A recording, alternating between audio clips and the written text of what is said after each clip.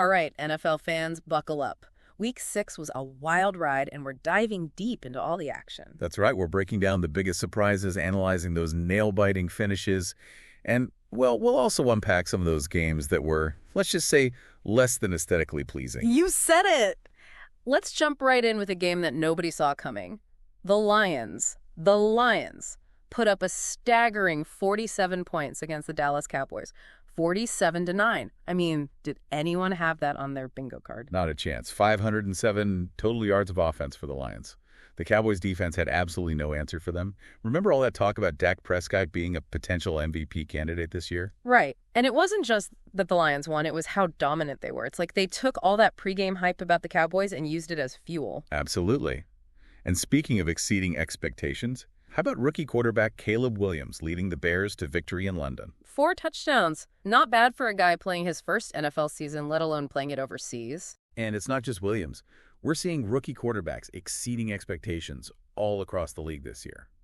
This win for the Bears, it does a lot for their playoff hopes, no doubt, but I think it's even bigger for Williams' development as their franchise quarterback. Couldn't agree more. Now, not every game was an offensive explosion. The Ravens and Commanders gave us a good old-fashioned defensive battle. The Battle of the Beltway, they call it.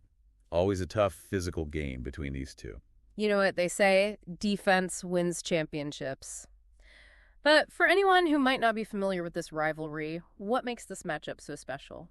Well, geographically, both teams are situated right near the Washington, D.C. Beltway, so there's always that extra element of local pride and bragging rights on the line. These games are always heated, and this one was no different. Lamar Jackson and Derrick Henry, they really led a balanced attack for the Ravens. A real chess match on the field. And speaking of close games, the Chargers barely managed to hold off the Broncos. Proof that even games that might not look like thrillers on paper can still have you on the edge of your seat. Absolutely. And then on the complete opposite end of the spectrum, we had the Buccaneers hanging 51 points on the Saints. 51. Talk about an offensive explosion. But hey, let's give some love to Jordan Love and the Packers too. Yeah, 4 touchdowns in their win. What'd you make of that? Are they finally starting to click with Love as their starting quarterback? It definitely makes you wonder, could this be the start of something special for the Packers? Time will tell, but that performance was definitely encouraging for Packers fans. And we can't forget about the Falcons. They pulled off a really impressive win this week as well.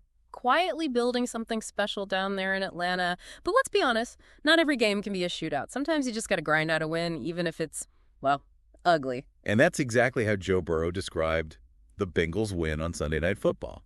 He called his own team's performance ugly, and he wasn't wrong. What do you think he meant by that? It wasn't pretty, that's for sure. Lots of penalties, missed opportunities, probably some questionable play calling in there too. Just one of those games where nothing seemed to come easy. A real grind-it-out kind of win, but a win nonetheless. A win's a win, as they say. So there you have it. Week 6 had it all. Blowouts, nail-biters, breakout performances from rookies, and even a win that the winning quarterback himself called ugly. It really makes you think. I mean, are we witnessing a shift in the NFL? Are these high-scoring rookies and surprising upsets a sign of things to come? Only time will tell. But one thing's for sure, it's going to be an exciting ride. No doubt about it. And on that note, we'll leave you to ponder that very question. Is this the dawn of a new era in the NFL?